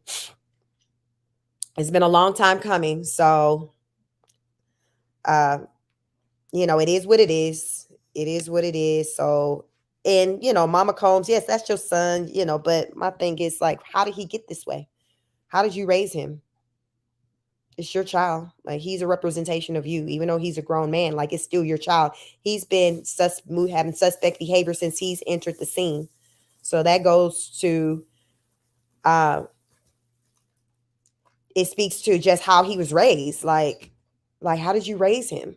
What values did you instill in him for him to move in the manner in which he does? Like, he had to have gotten it from somewhere. And word on the street is that his mom used to host freak offs at her home. Like, this is what she used to do. So is that true? Like, what did you expose your son to? Amanda said, it's been dragging on for too long now. I need to know who I can and can't still listen to or watch anymore. Exactly. Like, it's been too long, and I think it's been dragged on for so long is because of the how powerful they are. And I think that's because he's locked up now. People are having courage to step forward and drop these names. And so I understand that. Like, I get it. And I just hope that these people who are willing to drop names, even if there are other names associated, well, it seems like even with these other names that haven't been revealed yet in these documents, people are just ready to talk. They're like, F that. Like, okay, I'm just ready to air it all out. I'm just ready to air it all out. So that's what I'm here for. And I just hope that before we enter into the new year, that these names will be released. I just hope the names will be released, even if it is some people, some celebrity names who do payouts. I still want to know their names. I just still sometimes, because Cassie got a payout and we still end up learning the details or whatever with what happened to her. And so she got her money and the truth came out. Hell, I hope these people can get their money and the truth come out. I don't feel sorry for any of them. So, this is what happens, for, as far as with Diddy's mom, with her turning the blind eye because it was her son and her only looking at how she could benefit from things, because that's what it was about. She was just moving in a selfish manner. It's like, because they say, he was abusive to her. He was putting his hands and feet and stuff on her too. But, he took care of her. So because of that, she moved accordingly and did whatever he's, wanted her to do or requested or demanded of her to do. That was her role in order for her to get them goddamn wigs, them new wigs every 3 days, them new wigs. So now I hope she didn't throw them damn bad boys away, because she finna be recycling wigs, because there ain't no more wig money, Mama Combs. Ain't no more wig money. There is no more wig money. Amanda says Oprah got on her jet out of here. So Oprah, what they're saying, Oprah gone? Where Oprah at? She didn't take Gail with her. They said Oprah got the hell on. Where Oprah at? Let me see. Where Oprah at? Let me find out. Oprah over there with Russell Simmons. Where Oprah at? Because I hope, all their names, regardless of their status, I want all their names to come to light. Men and women.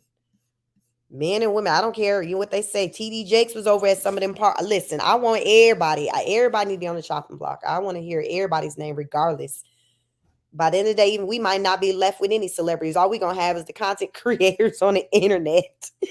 Those are going to be the new celebrities, because the people we seen on television, like I feel like at least I feel like at minimum 80% of them are have done some wrongful things.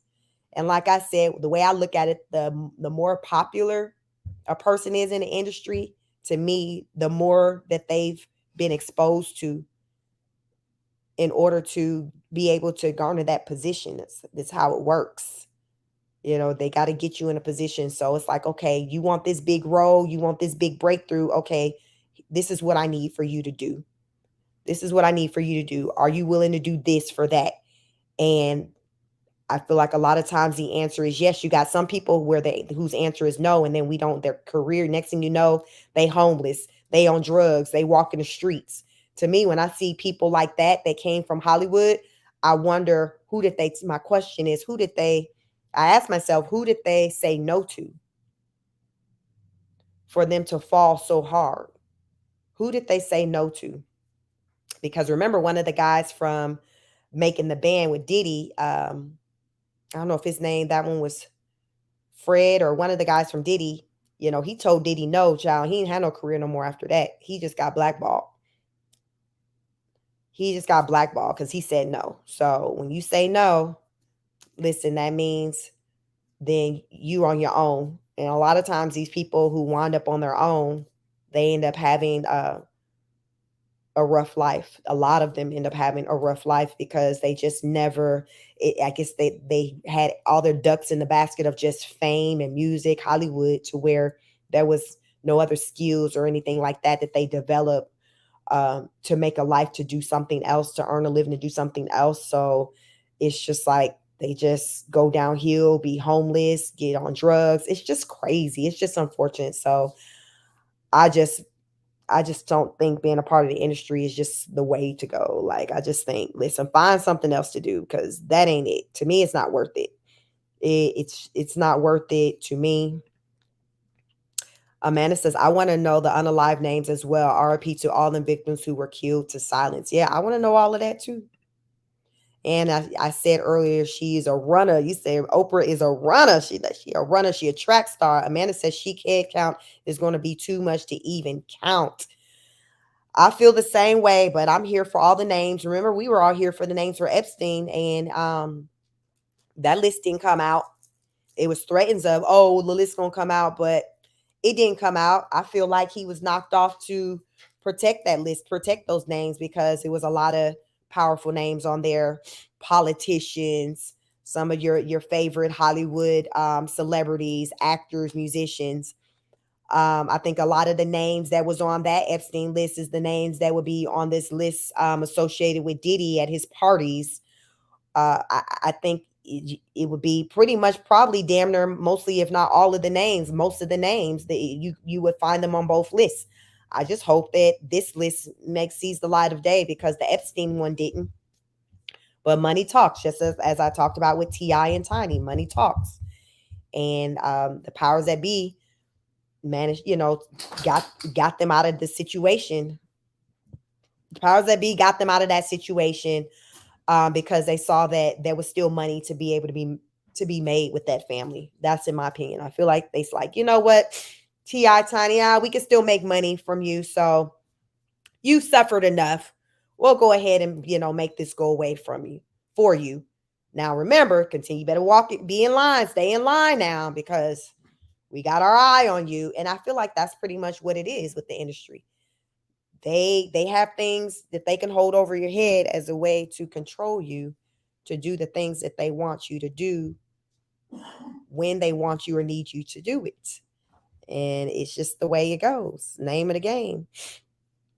Hey, Yvonne McGowan, she says, hello, everyone. Welcome, welcome. It's the name of the game. It's a dirty game. It's a dirty game, but it's the industry, and you have to ask yourself, is it worth it? Is this really what I want to be a part of? Do I want to be a part of the industry this bad to where I'm willing to compromise myself, my soul? Like, if your answer is no, then that's the answer it should be. If your answer is yes, then may the good Lord be with you. Because as we see all that he's going through right now, the only person really that he, only entity that he can really turn to at this point will be the good Lord, and him asking for forgiveness. But even with that, even being, forgiveness from a higher power, that doesn't mean that he's not going to be dealt with. So I still feel like even if he is forgiven, by a higher power, he still should be dealt with. And we should still see him be dealt with, in front of the world. And I think that's kind of how it's going to play out. So I don't personally see him getting granted bail, but he does have a court case coming up, a court hearing, I think on the 9th. From what I hear, there's a new judge. There is a new judge on this. So let me see, because when I came back from vacation, I learned about let me see what I can find, that there was a new judge on the case. New judge. Let me see. New judge. Let's see. Who's this new judge? Let me see. What is it saying?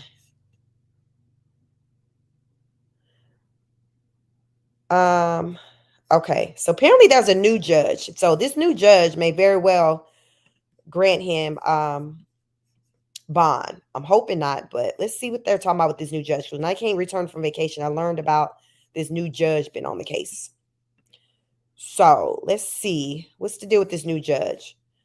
So this was October 4th. It says why Sean Diddy Combs' sex trafficking case was reassigned to a new judge. So why? Why was it reassigned to a new judge? Sean Diddy Combs will be facing a new judge in his upcoming federal trial. The rapper's case, in which he's pleading not guilty to charges of racketeering and conspiracy, sex trafficking, and transportation to engage in prostitution, was reassigned to Judge Aaron Subramanian on October 3rd, according to the court documents. Subramanian replaces the judge Andrew L. Carter Jr., who said in September 18th hearing that Combs' case would be reallocated to another judge if he was unable to accommodate a trial date per people. The change in judge means that Combs will have another chance to seek bail, which was previously denied by Carter and the case's first judge, U.S. Magistrate Judge Robin Tarnowski. Both judges agreed with prosecutors that the bad boy records mogul should remain in jail until trial. So far, 2 judges have denied bail. So now we're on to Judge 3. Combs has been in custody since September 16th when he was arrested in the New York City hotel lobby. So we're on judge number 3. I think earlier when we were researching, I think it said that he's due to go back to court, I think on the 9th. So maybe as early as October 9th, he will learn if he can be granted bail. But I'm hoping that he's not granted bail, and especially with all these people coming forward. I just think, yeah, he's where he needs to be. Like, he's definitely where he needs to be. Amanda says, Sheik, the investigation is over in the UK as it reached over here as well. Loads of names connected to P. Diddy. Child, not the UK. Amanda, you said it's going down in the UK. What they saying, girl? What they saying? Were they having freak offs in the UK as well? Lord Jesus, was the freak offs worldwide? Was the freak offs worldwide? Hey, Amanda, question. In the UK, what's the legal age of consent over there? So like here in the US, like we go off of like 18 and over for the most part, kind of being an adult. I don't know in Alabama if it's 16, as young as 16 with being with legal consent, but for the most part, we're kind of like 18 and up. So in the UK, with like what's considered like legal consent for like when are you considered like an adult? You know, that's pretty much my question. Because out of these 120 people, 25 of them saying, listen, the alleged essay took place when I was a minor, which means that was going to be under the age of 18. Under the age of 18. And that's very, very disturbing, especially for the young man who said he was 9. And he said that it happened when he was, going to talk with him or meet with him about trying to become a star. Like, think about it, like all the kid stars that we've seen come up, or maybe if you was a child and at one point wanted to be a kid star and you're just hoping to get your big break, and then you're just hoping to get your big break. And then so you meet someone, this celebrity you look up to, and they're like, oh, I can help you.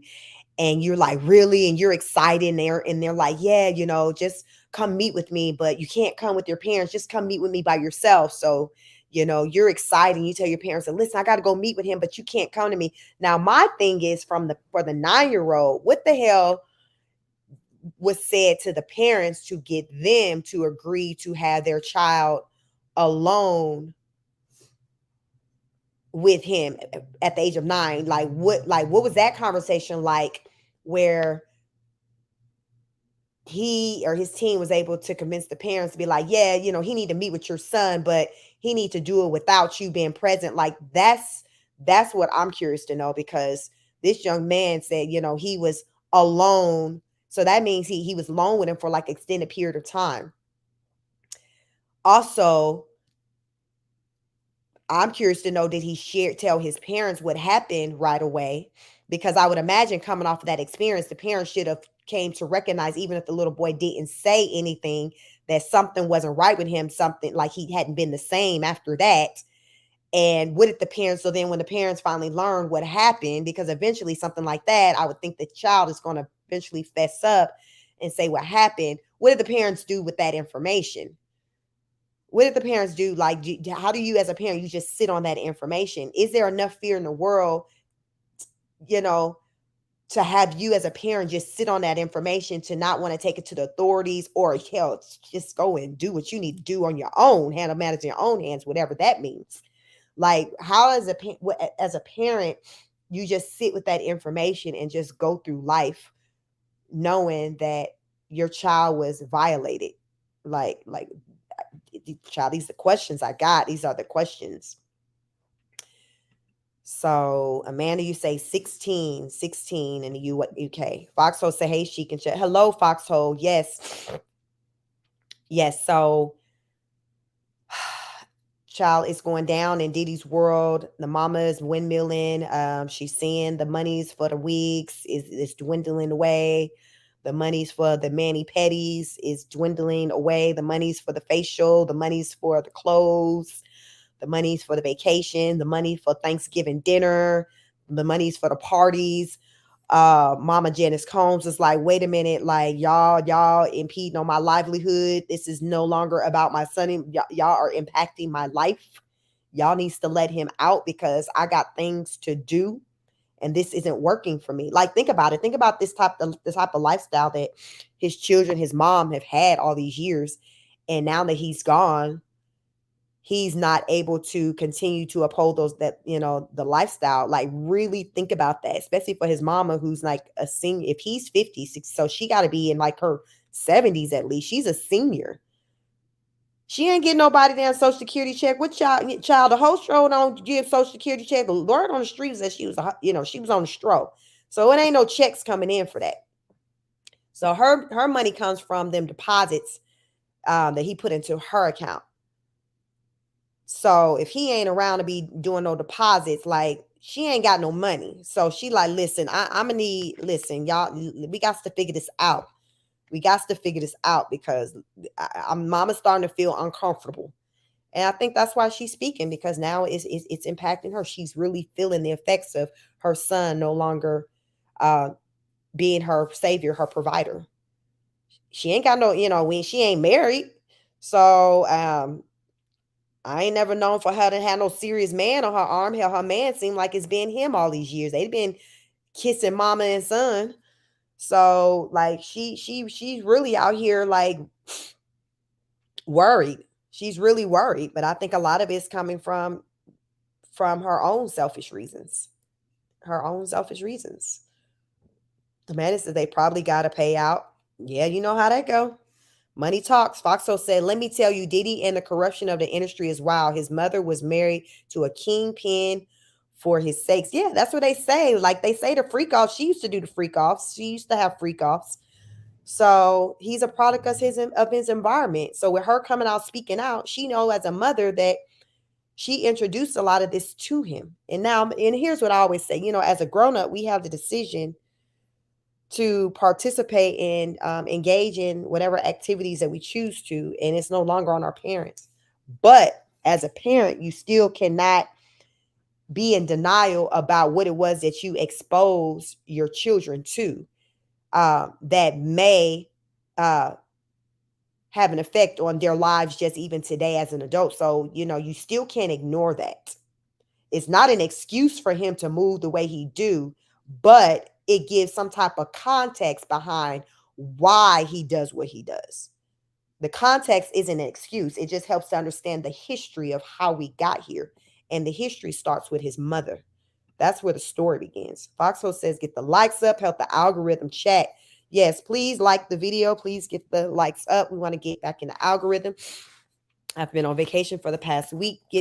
So I'm trying to get back in the algorithm to get the content circulating. Please like, share, and subscribe. Thank you, Foxhole. Thank you for that. But yes, like, he's been doing the absolute most. What they say, every dog must have their day. Every dog does have their day. And it's his day. It is his day. And most of the world is here for it. And mama is like, oh my God, like the fact that most of the world are here for it, that's the part that kind of has her just descending her, because it's just like, damn, these people are like actually here for my son being locked up. Yes, bitch, because he crazy. You raised him. And as Amanda said, he's his mother's son. Yes, exactly. You raised him. You raised him. So yes, that's why I'm going to show you some of these comments. I was on the Shade Room.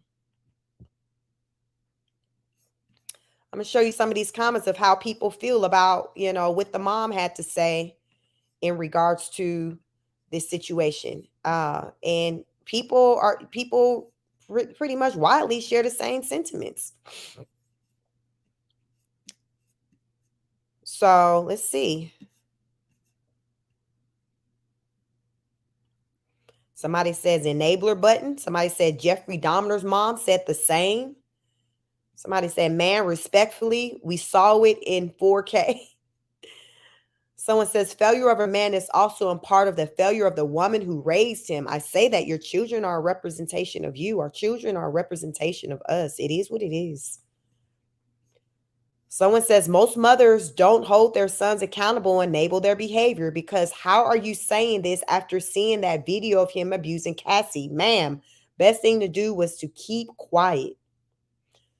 Somebody said, Janice, don't piss me off. Someone says, mamas always know, look her up too. They said, look her up, get into who she is. Get into who she is. Someone says, they say the apple doesn't fall far from the tree. Meet the apple tree. So that's the mama. He is his mother's child. Someone says, the diddler doesn't diddle far from the diddly. Someone says, her eyes tells me enough. There's something dark about them, and it's not in a good way. Someone says, a mother defending her son, not surprised.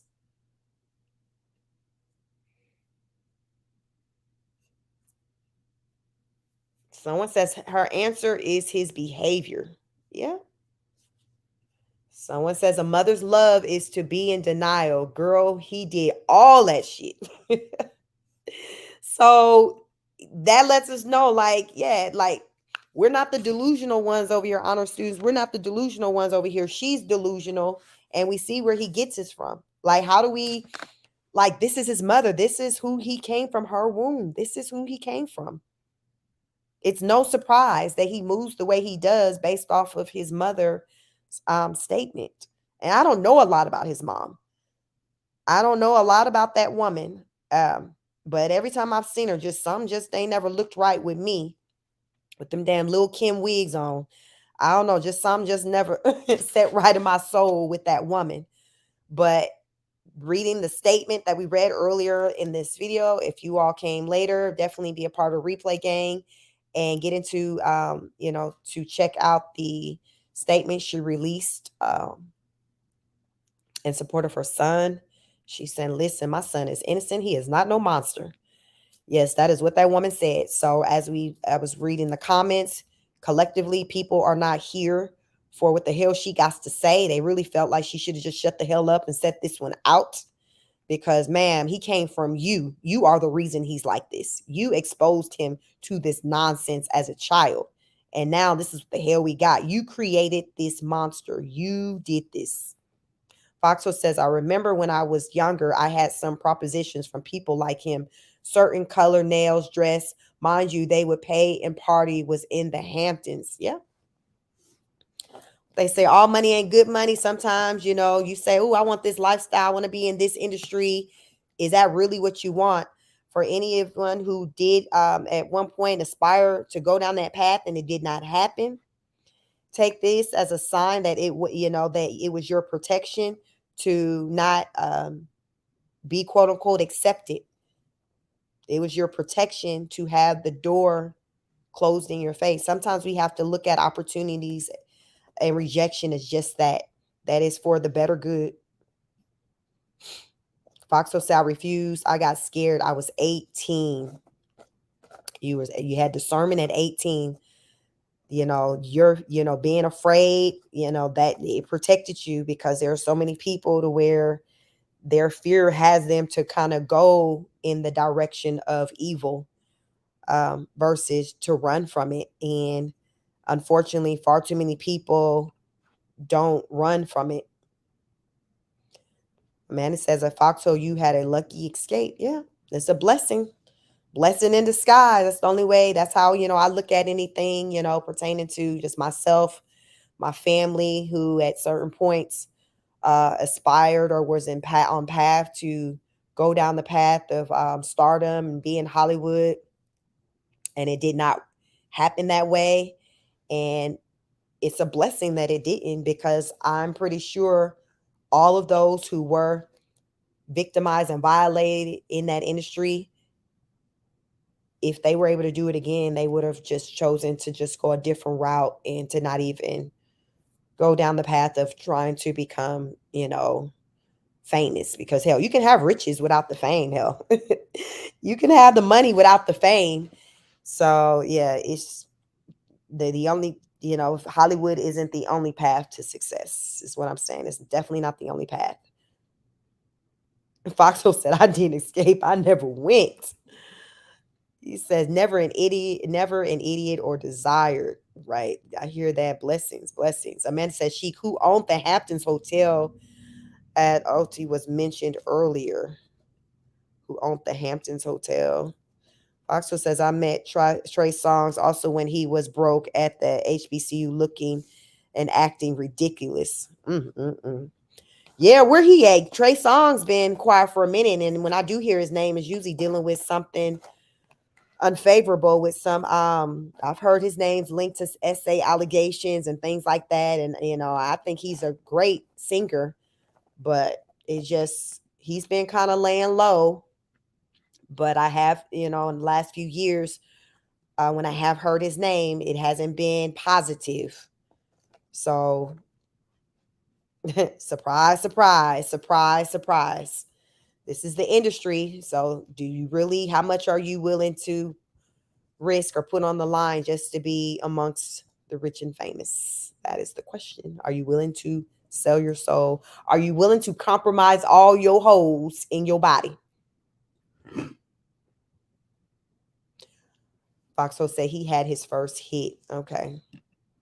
Amanda says, when you get the gut feeling, you must act on it always. I do it. I don't feel right. Yeah, that's the intuition.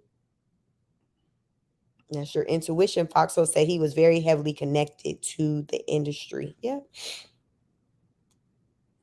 So even, a lot of the people, there's people who I like, but I don't like them enough to overlook the wrongful things that they've done. So anyone who's just done wrong, I just want their name to be put out there, whether I like them or not. Like, that doesn't even matter. If you're around here victimizing people, you need to be dealt with. You need to be dealt with. Yeah. Not now and not then. Yeah, you got to be dealt with. Amanda says Trey Songz was in that video with Justin, Alban, a guy in the club. Yeah, Trey Songz. Y'all remember the story I think Keke Palmer told about Trey Songz, when she said, I think she was at a party and he was really trying to, really get on her, and he was just being aggressive, and she hid in a closet or whatever and called a Lyft ride to come pick her up or something like that. It was a crazy song. I mean, a crazy story. But I think it was Trey Songz that she said it involved. I think he was the person. But she was like, he was kind of really aggressive and things like that, and she just kind of went and hid in the closet to protect herself. So Foxo says Trey was performing on tables with a hit. Let that sink in. with a hit. Oh my goodness, not performing on tables. The things folks will do it and say, $1 will make you holler. $1 will make you holler. The thing, people do some strange things for some change, but that's the industry. That is the industry. So yeah, so that's the latest update pertaining to the Diddy case. Everything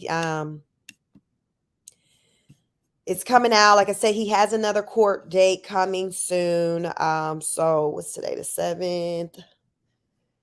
So that may be Wednesday. So I'm going to definitely stay on top of things. I'll be back with more updates as everything unfolds, I am going to continue to follow this because there are a lot of moving parts, but we are here for it. So I'm staying on top of it. So please make sure you like, share, and subscribe so you'll know when I go live. And I'm going to continue to come out here because I got to get back into the algorithm to get the content circulating. But yes, definitely, if you learn any updates, please come back, drop a comment on the video. I love comments. I will respond to the comments. But this is Diddy's the gift that keeps on giving, child. It's a lot. It's a lot. It's a lot. But it's all right because we own them. We own them like white on rice. We are on them like right on rice. So again, continue to take care of yourselves. Take care of one another. I hope you all have a wonderful night, and I will catch you all on the next broadcast. Peace.